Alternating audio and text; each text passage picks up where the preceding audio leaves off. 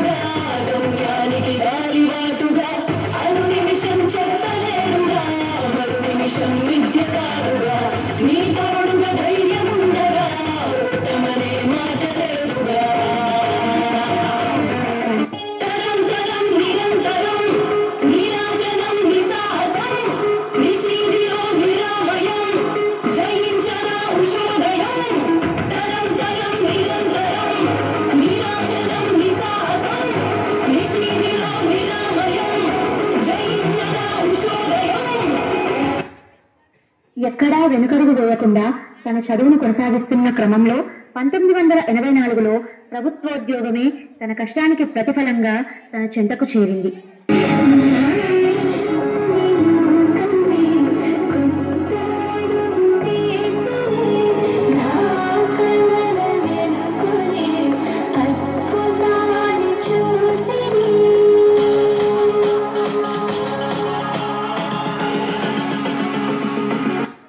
ఇప్పుడు నరసింహారావు సాగర్ గారితో వివాహ సందర్భం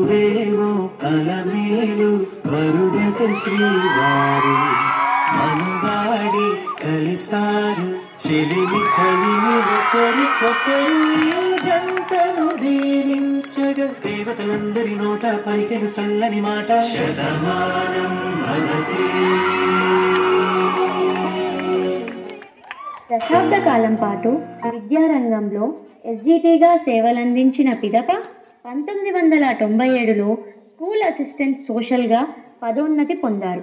గురువా గురువా లోకానికి తెలుసా నీ విలువా, గురువా గురువా నీ జ్ఞానానికి సరిహద్దులు కలవా, అటు ఇటు అన్నింటా నువ్వే జగమంతా, బరువులు మోస్తావు ఇంట బయట, అలసట ఉందంటూ అననే అనవంట, భవిష్యత్ రాస్తావు పిల్లల బ్రతుకంతా.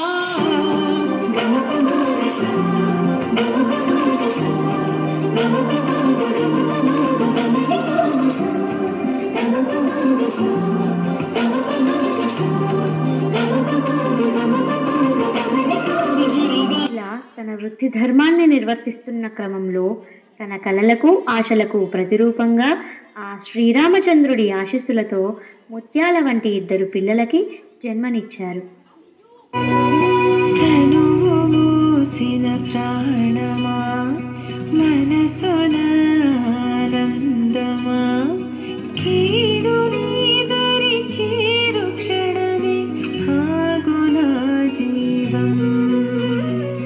సూర్యరేఖల నయనమా చంద్రకాంతుల హాసమా వెలుగు పంచిన నీ తేజమ్మే హాయనాలోకం.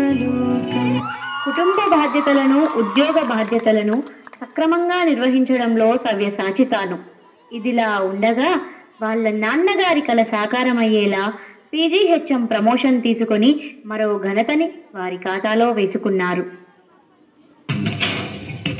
అనుకుంటే కానిది ఏమున్నది, మనిషి అనుకుంటే కానిది ఏమున్నది, చలిచి మే ఆదర్శం పని కాదా ఈ దైవం ఆయువే నిధనం ఆశయం సాధనం చేయనా సాహసం ఈ జయం నిశ్చయం అనుకుంటే కానిది ఏమున్నది మనిషి అనుకుంటే కానిది ఏమున్నది. ఇంతింతై వటుడింతై అన్నట్లుగా దినదినాభివృద్ధి చెందుతూ తాను చేసిన కృషి ఫలితంగా మండల స్థాయి మొదలుకొని అనేక పురస్కారాలు అందుకుంటూ చివరకు ప్రతిష్టాత్మక రాష్ట్ర స్థాయి ఉత్తమ ఉపాధ్యాయురాలిగా అవార్డును తీసుకొని ఘన కీర్తిని పొందారు. ఎందరికో ఆదర్శంగా నిలిచారు. సంకల్ప దీక్షతో అంతా సన్నద్ధమే పర్జన్య గర్జనై గగనమనే విజయ్ భవ విజయ్ భవ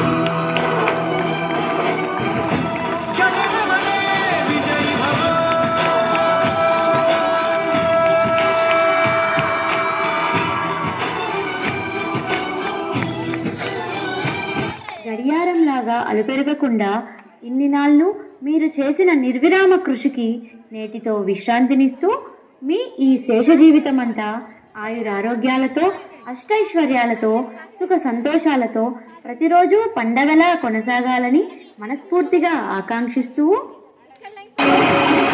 10 మంది ఉండగా ప్రతిరోజు పండగే పడి నవ్వుతుండగా ప్రతిరోజు